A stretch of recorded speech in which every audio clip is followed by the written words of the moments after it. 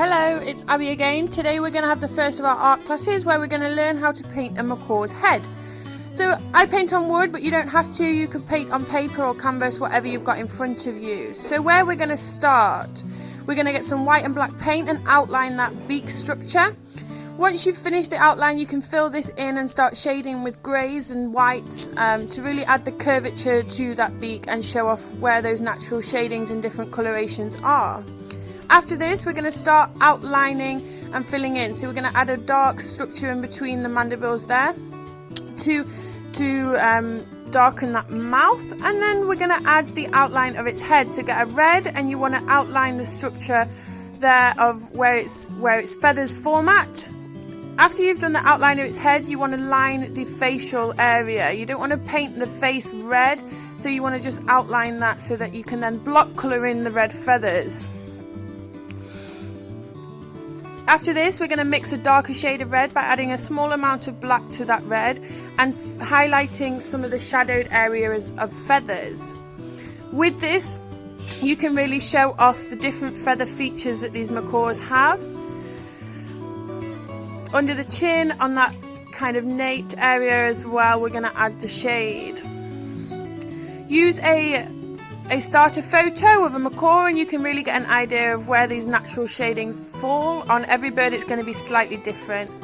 We can now start getting lighter, mix some red with yellow to make some dark oranges, and then get lighter and lighter as you add those feather features in with a very small brush. Now what you want to do is mix a small amount of red with some white, and to get a very light pink colour you can fill in that facial feature. Up there we have the nostril area. Not all bird photos will show this area and every bird looks a bit different. So now we're going to add in the nostril and kind of edit on those edges around the face where we may have gone into the redder area. So we make a small black dot with a white kind of line through it to highlight that nostril and the shadow there. And now what we're going to do is go in with some white to actually start adding texture to the face. So we'll make some small dots and lines around there to show those wrinkles and natural kind of changing coloration that the macaws have, creating shadow as well as the highlight for those wrinkles. We leave an empty kind of almond shape area for the eye. This is going to highlight its eye basically, and we're going to go in there with kind of a grey to start with, getting darker and darker as we go further into the coloration.